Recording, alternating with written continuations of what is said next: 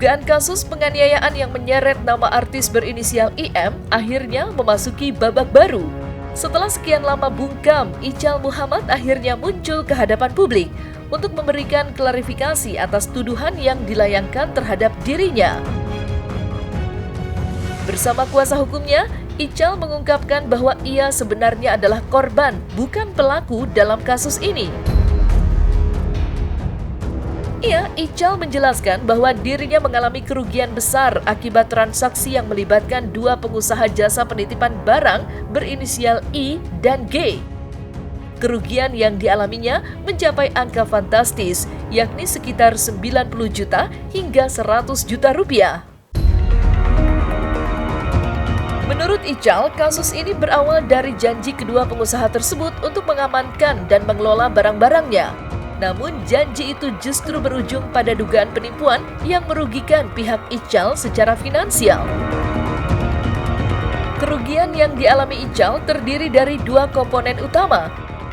Pertama, uang tiket pesawat senilai 16 juta rupiah, serta kedua, kehilangan 12 barang berharga miliknya dengan nilai total yang mencapai 90 juta rupiah. Hingga saat ini, Ical mengaku belum mendapatkan kompensasi atau penyelesaian dari pihak I dan G. Lantas, upaya hukum apa yang akan diambil oleh Ical setelah namanya tercemar? Klien saya, yaitu IM, berkenalan dengan orang bernama I. Yang di situ dia memberikan jasa titipan untuk membawa barang dari luar negeri ke Indonesia. Nah, di situ mereka menyampaikan, oke, ini ada 11 orang yang mau berangkat. Nah, 11 orang yang mau berangkat, kemudian klien kita mentransferkan sejumlah uang untuk keberangkatan.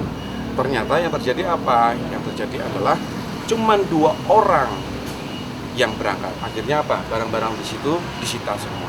Nah, kemudian setelah itu, pada saat klien kita ingin mengantarkan si I itu ke Bogor, di situ disampaikan, oke, teman-teman kita semuanya sudah pada pulang.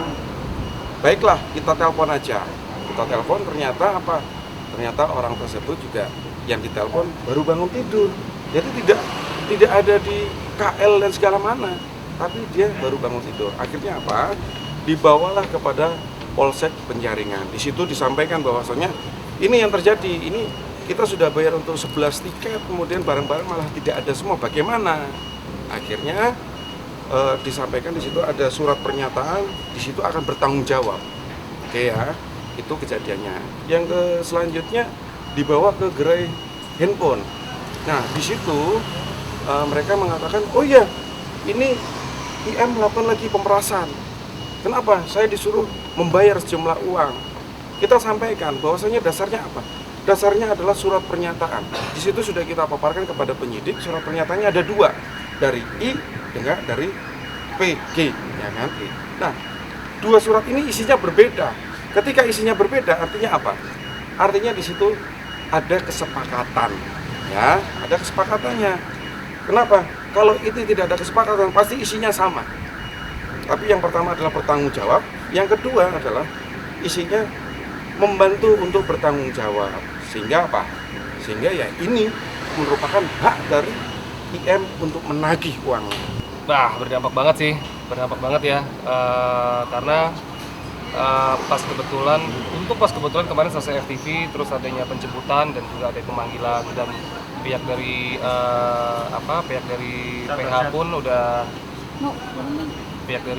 PH pun udah klarifikasi, nelpon gimana kejadiannya, kita juga sudah menjelaskan seperti ini.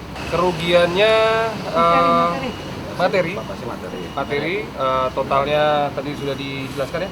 Sudah. Coba Bang Ferdi, Totalnya pertama sih ya uang tiket ya. Uang tiket yang diberikan kepada 11 orang tadi 16.500.000. Terus total value barang 12 barang yang disita ya sama Bea Cukai Bandara. Itu sekitar total sekitar 90 hampir 100-an. Iya, 100 juta. Seperti itu. Jadi saya kalau dibilang memeras, saya tidak memeras. Saya hanya meminta uang saya seperti apa yang dipertanggungjawabkan mereka. Kalau melakukan kekerasan itu kan sifatnya harus dibuktikan ya Bang Freddy. Betul. Silakan dibuktikan. Saya garis bawahi ada yang mengatakan ini ada penganiayaan. Gimana? Oke. Yang pertama dia bilang ini penganiayaannya di tempat apa namanya? Konter handphone. Nah, di counter handphone. Kita sampaikan kepada penyidik. Oke, di counter handphone itu ada CCTV. Silahkan dilihat dari awal kedatangan sampai pulang apakah betul ada penganiayaan atau tidak. Apakah ada penyekapan atau tidak. Apakah hanya diskusi saja.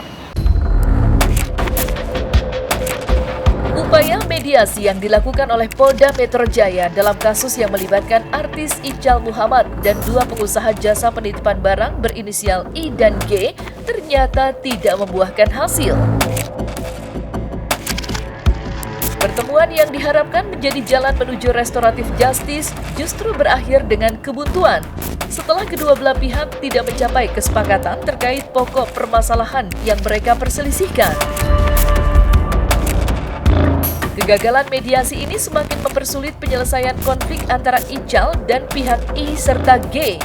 Namun, Ical tidak menyerah.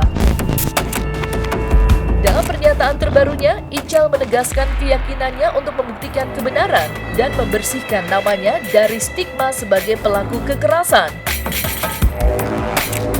Menurut Ical, kasus ini bukan hanya soal membela diri dari tuduhan penganiayaan, tetapi juga soal keadilan bagi dirinya sebagai korban dugaan penipuan. Dengan kerugian finansial yang mencapai hampir 100 juta rupiah, Ical berharap masyarakat dapat memahami posisinya yang sebenarnya. Terkait dengan mediasi kemarin, memang dari tim hukumnya Mas Ical, memang kami sudah ada jumpa juga dengan mereka. Tapi memang itu masih deadlock ya. Sementara kita masih berdiskusi juga sebenarnya apa sih yang mereka mau gitu loh. Jadi kalau terkait dengan yang namanya pemerasan tadi yang disampaikan oleh rekan Yunus, kami dari kuasa hukum ya berpendapat bahwa tidak ada itu pemerasan, justru Mas Ical inilah korbannya mereka gitu loh. Tadi sempat ketemu, sangat disayangkan sih ya Kak. Maksudnya jujur beliau juga menceritakan masalah keluarganya gitu kan. Saya paling nggak bisa sebenarnya untuk masalah keluarga gitu. Tapi dengan sikap dia yang seperti tadi, tetap arogan, tetap sombong, ya saya rasa saya menyerahkan semua ini ke kuasa hukum saya sih. Kalau tengil kan memang peran saya di FTV juga tengil. Peran saya di sinetron juga tengil. Kalau tengil itu kan ekspresi ya. Kita tidak bisa terus menjustifikasi muka kita. Nih muka masnya yang gondrong nih tengil tuh. Kayak apa? Atlet Smackdown kan? Smackdown. Ini masnya juga tengil nih mukanya. Tengil itu kan bagian dari ekspresi, bukan bagian dari apa ya? Bukan bagian dari sikap. Kan begitu, karakter, betul kata ibu, gitu sih kalau bagian dari tengil seperti itu. Siapa yang mendalilkan dia harus membuktikan Ya. gitu loh. Jadi kalau Mas Ical yang dibilang dikatakan memeras ya biarlah mereka yang membuktikan begitu, karena dari pihak Mas Ical sendiri dia ini korban gitu loh. Saya tuh korban, bukannya dia yang ibaratnya yang meminta uang, justru dialah yang jadi keluar uang, dia yang memberikan uang kepada saudara I tadi gitu loh. Kalau dari saya pribadi dari awal memang mintanya kan memang secara kekeluargaan, tapi ternyata dari IM sendiri pun melakukan tindakan kekerasan, pemerasan. Jadi tadi sudah dibantu untuk sama pihak kepolisian juga untuk dibantu untuk RG, tetap belum dapat titik temu. Masih deadlock, jadi kita masih coba.